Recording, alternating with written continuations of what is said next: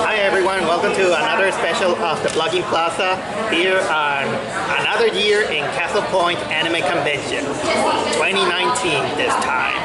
Unlike last year, I couldn't go the 3-day or 2-day straight, mostly because of family business here and there. Well, it is the last day at least, so I decided to check at least for a while here because, truth to be told, after this, I'm gonna watch Avengers. Why, you ask, why I didn't make my review of Avengers early? Because I couldn't get the ticket early. I finally got the ticket at 10 p.m. I'll tell you the details later, but anyway, this is like I said, this is now Castle Point Anime Convention 2019, just for one day. So, will I have fun like last year? I don't know. Let's see.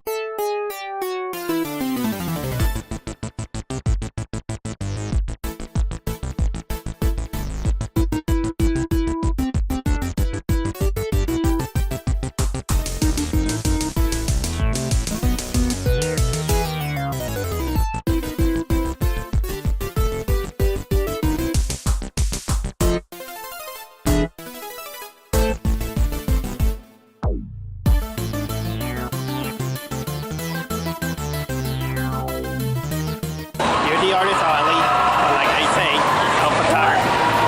Here's a little glimpse here. That's all I have to say. Well, I'm out at the artist alley. Sorry there's no recording because there's no photography allowed in there. But it is nice. I didn't make commissions, but I actually managed to get this. Look at this, an Isabel keychain. That looks adorable. Oh, and I have a Princess Peach and Pokemon stuff, but this keychain was totally worth it. So cute.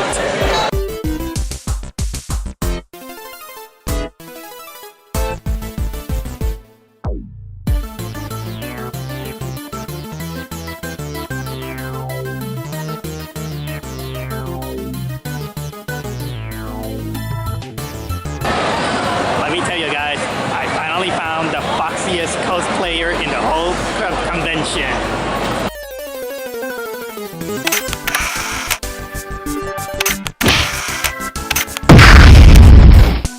So anyway, this is the dealer's room. There is no pictures allowed again, so you have to excuse me for a while. Well, I'm out of the dealer's room. No big news there, but to see the eatery. And look at this. They got root beer, Meadowlands, and here's something that I never expect to have there. Curry. That's too bad. I already had lunch. But maybe at night I'll have some. So I'm pretty lucky today.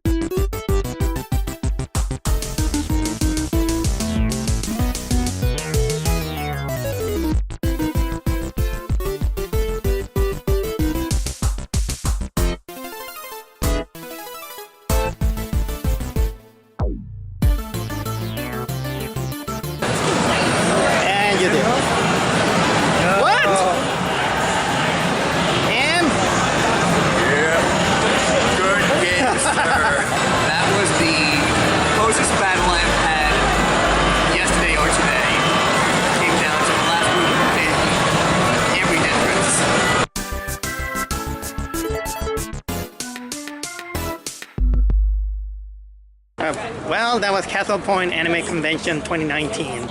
I'm sorry that it was a little bit shorter than the last time, but like I said, it's just one day only. There was not much to do. And I just went in there and do some leisure time in there because I like anime. I still got that Isabel pin that I really like. But I'll make it up to you in this episode right now because I decided to mix this episode with none other than my review of Avengers. But the Avengers Endgame has to wait because my show is at 10 p.m. at night. So stay tuned because later I'm gonna go review this thing. So let's hope that this movie is as good as people say. Hi guys, I'm here on the movie theater to watch Avengers. It's 9:30, but you wanna know how big this screening is? I mean, look at the roof. There's Avengers here.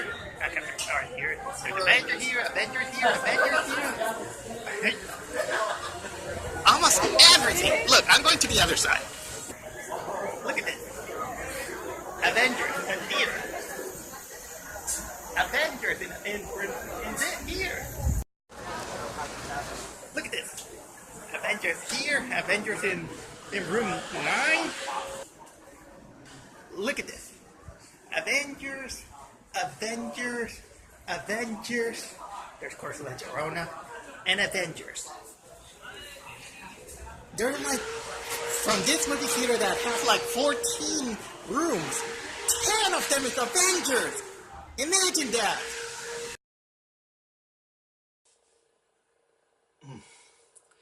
It's very early in the morning, after midnight, and I just came back from watching Avengers Endgame.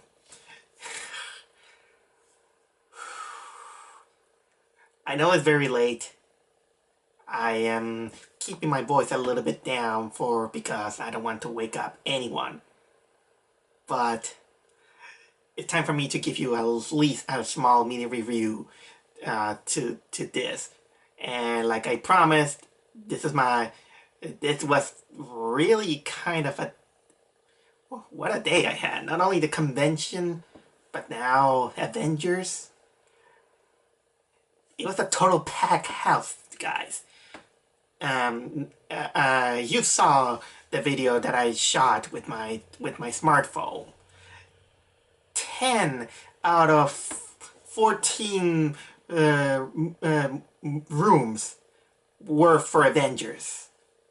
Wow!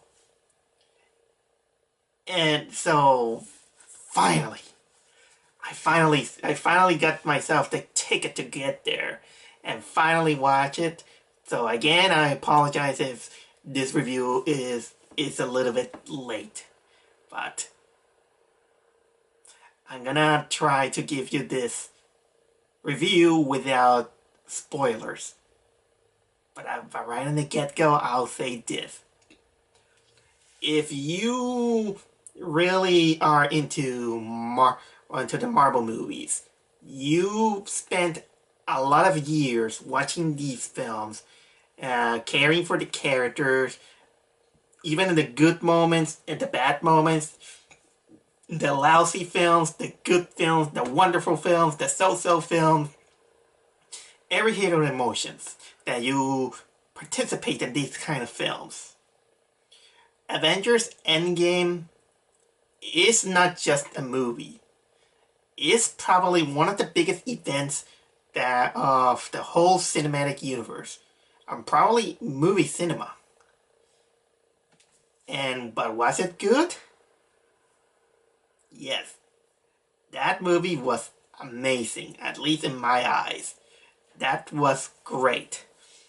And it's not just a great film. This movie is also technically, like the name says, is the end of an era and kind of like the beginning of a new one. It hits all the emotions that you went through all these films, and it gives out a little bit more of that if you kind of get it. We went through a long way to see all these heroes developing the hype of one of the greatest villains of the Marvel Cinematic Universe, which is Thanos, and the sheer big, big punch in her face on what happened in Avengers: Infinity Wars last year. And our only hope is kind of funny that the kind of like the people who contributed to the small steps to begin this are none other than Ant-Man and Captain Marvel. But now, it was time. I'm finally here to give you a little bit of what is my thoughts about Endgame. Because basically, if you can tell, this movie takes place right after the events of Endgame, Ant-Man and the Wasp, and Captain Marvel. As you can see, Thanos was successful in getting the Infinity Stones, and with a snap of his finger like this, he managed to wipe out 50% of the universal population. And well, it is a tremendous shock to everyone.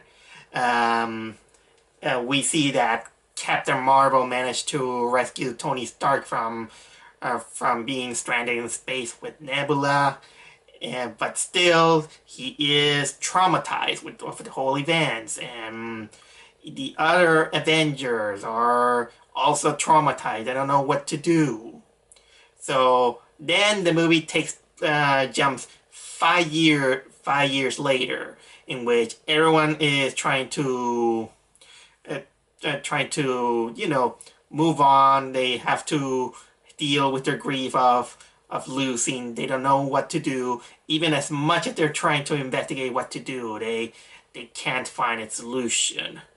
We even at the beginning we see how Clint, aka Hawkeye, loses his family during the Thanos incident, and that scene was pretty shocking. I gotta admit that. But then a glimmer of hope happens when Stephen Lang, Ant-Man, he finally managed to get out of the quantum dimension in which he was trapped at the end of the Ant-Man versus Ant-Man and Wasp Woman. You know, his solo film. He finally gets out and realizes that 5 years have 5 years have passed in his absence, even though for him it was 5 hours in the quantum dimension.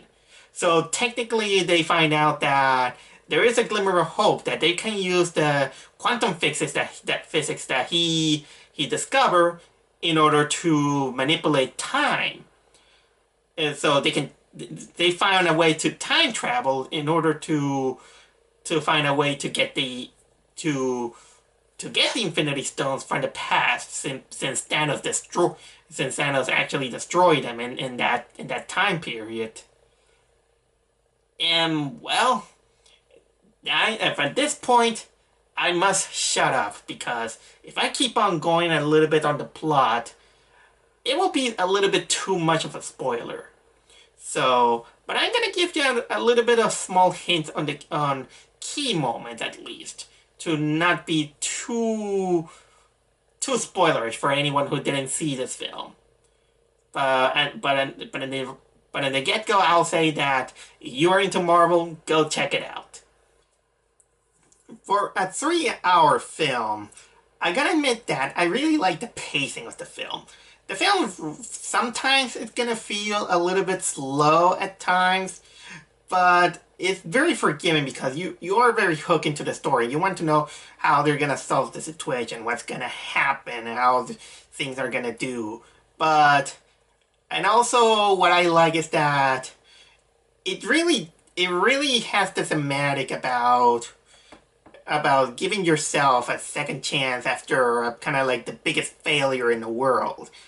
And the movie makes a good job on trying to put a cap on many of those, of not just the universal the universal regrets, but also the personal regrets of all the characters, like the relationship between Captain America and Iron Man since Civil War, and their personal regret, like Captain America with his losing his loved one, because he's what was it, from the 1940s, and and also Tony Stark with his dealing, with his traumatic experience, and also losing Peter Parker because he kind of treat him pretty badly, and he had these kind of regret on not treating him very well, and he also has his issue with his father and all this stuff. And well, we also have, the other character like Nebula, Stephen Lang, Rocket Raccoon, Thor, Bruce Banner, Black Widow, and the movie does give out a little bit of highlighting what these character goes on. But I think that the movie does indeed give a little bit more character development on mostly the most veteran of all the Avengers. Although sometimes a little bit those 5 years they didn't sit well with some other characters. Although Tony Stark, he really gets a quiet life with Pepper and gets a daughter. What was it? What was it? Steve Rogers. He tries his best to solve the situation with Natasha. Stephen Lang, he returns to find out that his dearest daughter is now grown up, and he miraculously survives the whole thing. And we also see that somehow Bruce Banner managed to control his Hulk side, so he can become the Hulk, but still being intelligent. It's kind of weird to see an aged Professor Hulk. But Thor, my God, this poor guy, he's so wallowed from his grief that he just become a little bit overweight, and he becomes a gamer, and technically he kind of transforms into the dude from The Big Lebowski. Yeah, go check it out. He really looked like who played him? Who played the dude? Jeff Bridges. He looks like Jeff Bridges from the Big Lebowski.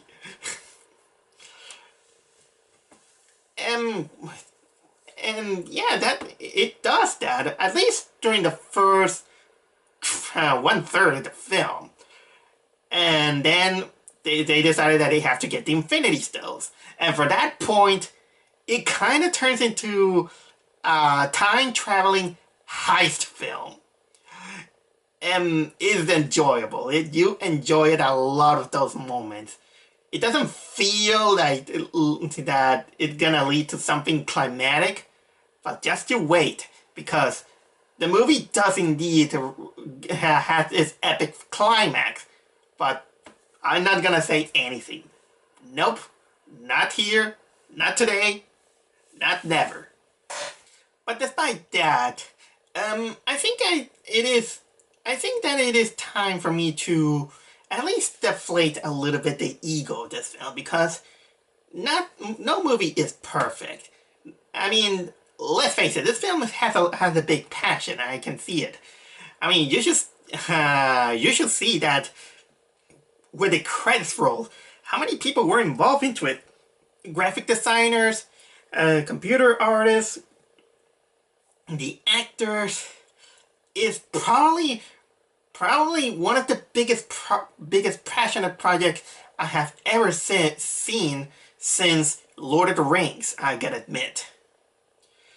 And well, if there are some nitpicks, I'll say that there are a few times where the humor feels like they drag on, but I can feel that it's kind of forgiving.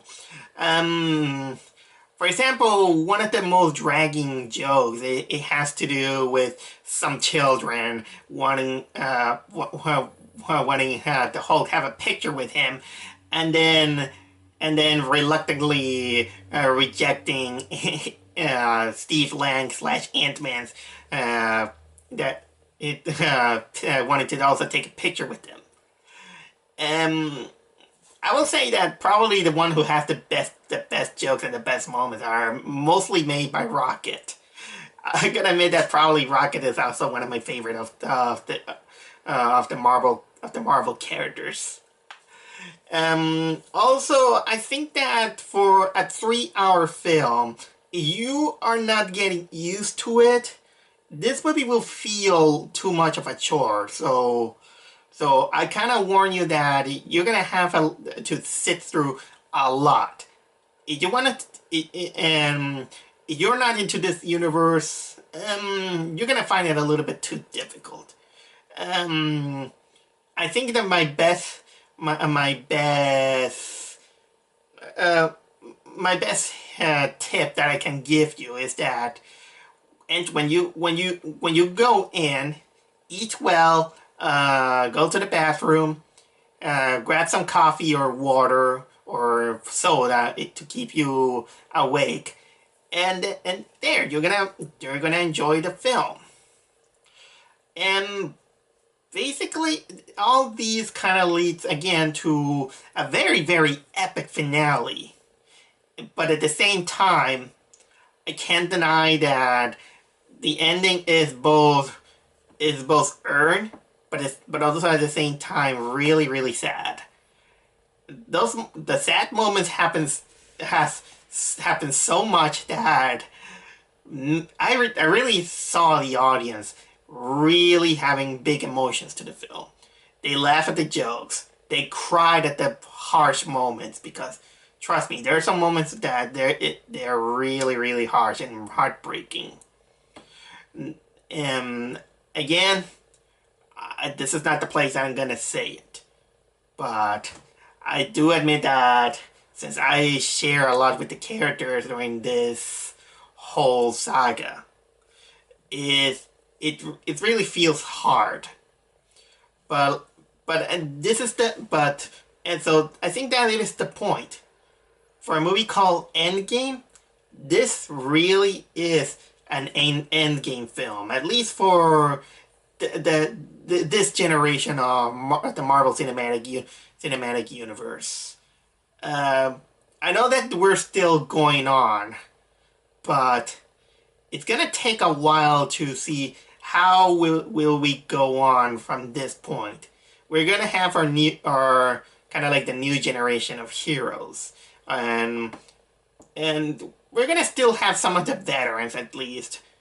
But I'm not exactly gonna guarantee it until because let's face it, I don't know how old is Robert Downey Jr. and Chris Evans at this time, which I don't know if they already pick up their retirement card. I don't know, but that's just me. That's just me. I don't want to push. I don't want to feel like I want to push these beloved actors any further.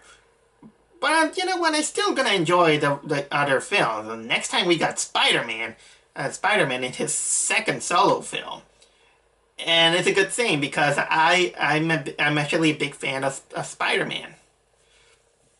And what's gonna hold out for this? I don't know. Another thing that I wanna tell you is that the only this movie could have been better, but sadly it was impossible if we had Stan Lee. I know that the guy passed away last year, and it feels. I know that I was asking too much, but that will have been great. And so still, it's pretty sad to know that at this point, we'll not have any more Stan Lee cameos. And I also gonna warn you guys that this movie has no end credit sequence. So, don't, if you don't want to watch the credits, you can get out freely because this movie has no end credit sequence. That's my only warning. And with that said, I really enjoyed the film. I love the film. It really became one of my best movies of this year. And the whole Infinity War saga is finally over. And with that said,